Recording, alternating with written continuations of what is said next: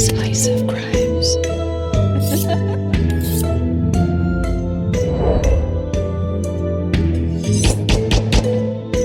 Infinite thanks. Heartbreak in Hartville. Episode 3, The Unprotected Heart. Hey there, sleuths! I'm Casey, your resident slice sleuth, and I'm beyond excited to be back on this case. When we last left off, Daisy had been missing for hours, though it remained unclear exactly when or how she disappeared. Mary and Dane Marks, entrusted with her care, had left her unprotected. Not only did they fail in their responsibility, but they compounded their mistakes, procrastinating, hesitating, offering up confusing and often contradictory answers. It's almost as if they're afraid of being blamed more than they're afraid for Daisy. Incompetent, lying, guilty, or simply negligent. Whatever the underlying cause may be, it's clear they have hindered the search for her. The question is, why? And what is the true cost of those wasted hours? Detective Robbins is growing suspicious. If Mary and Dane are truly innocent, then why do they act like they have something to hide? And why does every explanation they give fall apart under scrutiny? Let's dig in. Mary and Dane Marks, still reeling from the horror of Daisy's disappearance, have been grilled by Detective Robbins for 2 hours when Mary suddenly remembers something, or rather, someone. A man had come by the school just a week ago, asking for a tour. He seemed like any other parent interested in enrolling his child, but now, with everything that's happened, something about him feels off. Dane, do you remember that guy last week? The dad who came by for the tour asking all those weird questions? Yeah. Now that you mention it, he was a little off. Kept asking about the cameras, wanting to see every part of the school. I thought he was just overly cautious. A helicopter dad, you know. Allow me to insert the obvious thought that has come to your mind, I'm sure, just as it has mine. Mary, really? You just suddenly remembered this after hours of questioning? And Dane, an unknown guy asking extensive security questions, didn't set off alarm bells when a kid went missing? This is a hard sell. Okay, write down his information here, and I'll have someone bring him in now, and I'll put a lineup together so it will hold up if I want to get a warrant on him. You up for identifying him for me? He may have given a fake name, so I don't want to start questioning the wrong guy, but don't get your hopes up. If he used a fake name, we could be chasing a ghost. I need you both to identify him for me. If it's the wrong guy, I need to know sooner rather than later. Mary clung to the hope that remembering this detail, the man from the school tour, would somehow restore Duke and Maggie's trust in her, maybe even Dane's. They all seemed to be blaming her, but why? Just because she didn't want to overreact when Daisy first went missing? Anything could have happened. And as soon as she realized Daisy wasn't where she should be, she acted. She went looking. She sent Dane out to search too. Why didn't they understand that? Why did it feel like all eyes were on her, waiting for her to slip up? That feeling was starting to drive her mad. She jots down the name and address she pulls up from her business contact file on her iPhone, Derek Steiner. He doesn't live in Hartville, so it takes Detective Robbins a couple hours to track him down and arrange for a lineup. When he is brought in, Mary and Dane are asked to see if they can identify him. The lineup is tense, every face scrutinized, but Mary's hands tremble as she points to the man who stood in her school just a week ago. She assures Detective Robbins with a sigh of relief. It's him! The man who saw everything, who knew the layout, the cameras. That's definitely the guy. Dane nods in agreement. He is feeling the first sliver of hope. There's a lead. I'll hold him for questioning, but we need more to keep him. This isn't enough. As the investigation into Steiner deepens, Detective Robbins has Mary and Dane Marks, along with Duke and Maggie Hart, studying the surveillance video of the last time Daisy is seen. Maggie is in a silent trance. Duke can't sit still. He wants to be out there doing something useful. But then, while watching the video loop for the 5th time, Mary makes a disturbing observation. The outside camera, the one that should have captured Daisy's every move, was supposed to show more. But something's wrong. The angle is off, the sensitivity lowered. How could this happen? Dane, this camera, it should have caught her, but it's not showing enough, like it's been moved. I turned down the sensitivity. I was fixing something that morning. You know, Mary, I was repainting the shutters on the upper windows. I was up and down all morning. The camera would have recorded me on the ladder the whole time. I guess I must have forgotten to reset it. Dane's words hit Duke like a bombshell. His patience snaps, and the pent-up frustration finally spills out. How many mistakes can you make, Dane? We're like family. I thought you'd protect Daisy with your life. But all you're doing is covering your asses. Mary, it's been 2 days. 2 days. How could this happen? You don't know the stress, the scrutiny we are under. It's our school and everyone wants a scapegoat, so it's us. Well, me, actually. It's my name on the school. Mary, come on. Nobody is making you the scapegoat. We run the school, not just you, and that's why they are demanding answers from us. We were there. No, Dane, whose side are you on? I'm getting blamed for everything. Sides? Well, she isn't on team friendship, that's for sure. Whose side am I on? I'm on Daisy's side. We all are. There's only one side, Mary. I can't stand here with y'all staring at me, waiting for my next mistake. You know attacking me isn't helping Daisy, but I guess it makes you feel less guilty. Is that it? Displaced guilt? Seems like there's plenty of that going around. Duke decides not to get involved in Mary's tantrum. He will leave it to Maggie. She should be able to get through to Mary. Anyway, this is a waste of precious time and energy. They need answers, and they need them now. That's when Dane takes a drastic step. He approaches Duke privately, telling him he's planning to bring in cadaver dogs. Duke's face pales, the weight of that decision heavy on his heart.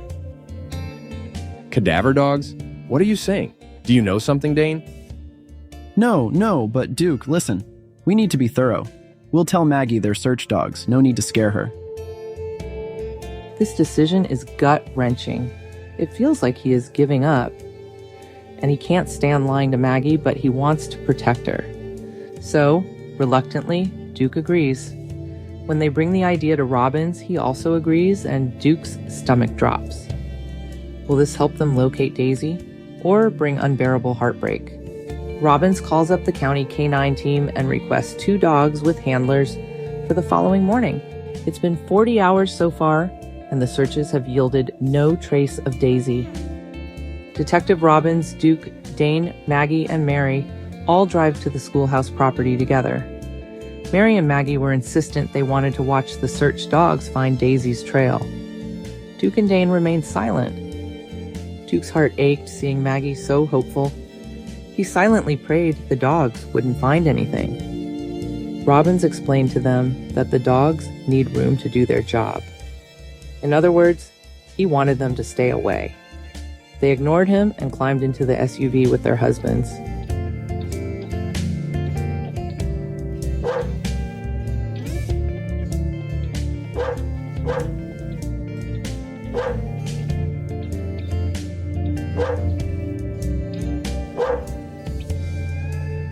Two dogs and their handlers were waiting in the school parking lot.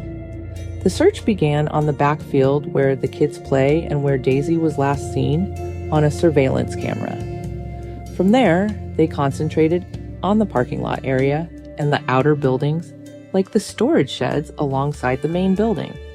Neither of these areas were covered by cameras, and it became painfully obvious how Dane and Mary's negligence allowed wide open lanes of opportunity for child predators. They didn't have enough information to target areas more specifically. Dane also brought his Lexus in for the dogs to check. Mary and Maggie stayed inside the schoolhouse, so neither saw the dogs thoroughly sniff Dane's car. It would have traumatized them both. It had been washed inside and out, which Robbins noted, but Duke knew pristine was the usual state of the car. Getting so muddy at the park probably drove Dane crazy, he thought. His OCD couldn't handle it. So while it raised a red flag for Robbins, Duke wasn't concerned. All in all, the dogs were there over an hour when one of them alerted. The second canine was brought over and also alerted at the same spot. The spot was a shock to all. The teacher, Emily's car. Specifically the trunk.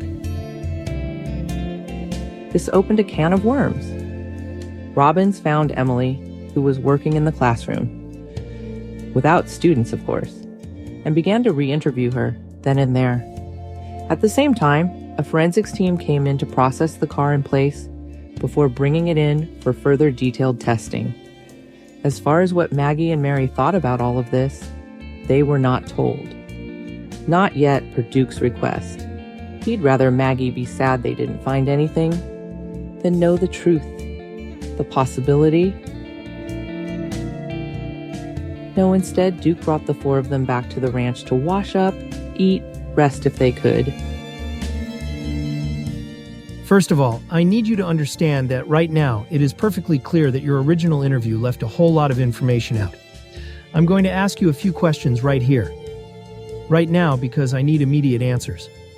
But in a few minutes, I'll be having an officer bring you to the station for a more thorough interview. I would very much like your cooperation. I don't understand. I told you everything I know. As soon as I realized Daisy was gone, I called 911. Mary said she was going to look for her, but no way I was waiting for that. And besides, I had all the other kids by myself, and I didn't want to scare them. I didn't see Daisy after recess, that's it. You're scaring me. Yes, I imagine you're frightened. Emily, the dogs, the ones we brought out to search today. They're cadaver dogs, and they alerted at the trunk of your car. Is there anything you want to tell me? This is your chance to help here. Wait, what? Alerted? What? What's alerted? Look, my boyfriend borrowed the car that morning. He dropped me at work around 7:20, and then he dropped my car back off around 11. He left the key in the car so I could get home. Your boyfriend was here? We need to speak with him. Where is he now? He's in Cancun, deep sea fishing. You can't reach him. I can't even reach him at least until tomorrow. Her boyfriend's unreachable? Things are not looking good for Emily, but Detective Robbins doesn't react. He doesn't want her to end the interview. He has to ask the hard questions, though. As soon as he does, Emily's story begins unraveling, and when they ask about the cadaver dog's alert, her explanation only makes things worse. What do you think about the dogs alerting to your car, Emily? My boyfriend, he cleans fish in the trunk in a cooler. Maybe something spilled? Cadaver dogs only alert to the scent of human decay, Emily. Not fish. The realization hits her like a freight train. Emily's breathing becomes erratic, her hands shaking as the panic sets in. The pressure is too much and she collapses into a full-blown panic attack, leaving the detectives with more questions than answers. She's taken to the hospital, sedated, while the police focus on her car, and her elusive boyfriend. The interview is to be continued. While Emily checks into the hospital, Detective Robbins checks in at the police station. All hands on deck. They have called in nearby law enforcement to conduct the ground searches, air searches with heat detection, and organize community volunteers. His guys are deep into the digital research, forensics, following up leads, and the heavy influx of tips. As a team is assigned to hone in on Emily, the situation with the suspicious dad from the lineup takes another twist. He claims to be a county school board inspector, allowed to perform clandestine inspections on privately run schools to assess safety compliance. But his story doesn't quite add up. This could be a cover story. He doesn't have a child, and his explanations are vague. Now he'll need to prove his claims or face the consequences. We're going to need proof of that inspection, or this is going to escalate quickly. Yes, sir. I'll call the department he claims to work for and see if they can provide the inspection report for that visit immediately. If everything checks out, he says they failed the safety inspection. Apparently, the school needs way more cameras, inside and out. Even the parking lot doesn't have one. He mentioned there are plenty of ways someone could move around the school without ever being caught on camera. Convenient, isn't it? An inspector who happens to know the school's vulnerabilities inside and out, just before Daisy disappears. Let me know as soon as you hear back from them. If he's telling the truth, I want that report on my desk. Robin's mind was racing. How had this man, Derek Steiner, known so much about the school's weak points? Just too much coincidence. Detectives rarely believe in coincidence. If the department he claimed to work for verified his credentials, the Marks' school was already skating on thin ice. But if he'd lied, the investigators had just unearthed a much more sinister possibility. As the minutes dragged on, Robbins couldn't shake the feeling that Steiner was hiding something. If Steiner had found the holes in the school's security, had someone else taken advantage of them too? Or had Steiner himself been involved in Daisy's disappearance? Perhaps they should be looking for more than one suspect. Robbins wouldn't rest until he found out. Episode 3 is History. Any of you sleuths have a theory about Daisy's demise? Or maybe you're sticking to no body, no murder? Well, it's true, nothing is ever exactly as it seems on Slice of Crimes. That means the possibilities are wide open.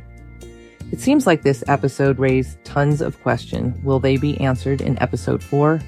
Join me next week to find out. Until then, keep your eyes sharp and your theories sharper. Infinite thanks for listening. How do you feel after an episode of Slice of Crimes? One step closer to the truth? If you haven't cracked the case yet, no worries, you're not alone. But before you go, remember, the mystery doesn't end here. Enjoyed this episode? Show some love. Share Slice of Crimes with your friends, family, or even that neighbor who's a little too interested in true crime. Oh wait, that's probably you. Your 5-star ratings and killer reviews help keep these investigations coming. And I couldn't do it without you. Got your own theories? Burning questions? Or maybe a case you think I should tackle next? I'm all ears. Send your ideas and suggestions my way. The more you engage, the sharper my sleuthing gets. So until next time, fellow sleuths, keep your wits about you. Stay curious. Stay sharp. You never know what the next slice of crime will serve up. And trust me, you won't want to miss it.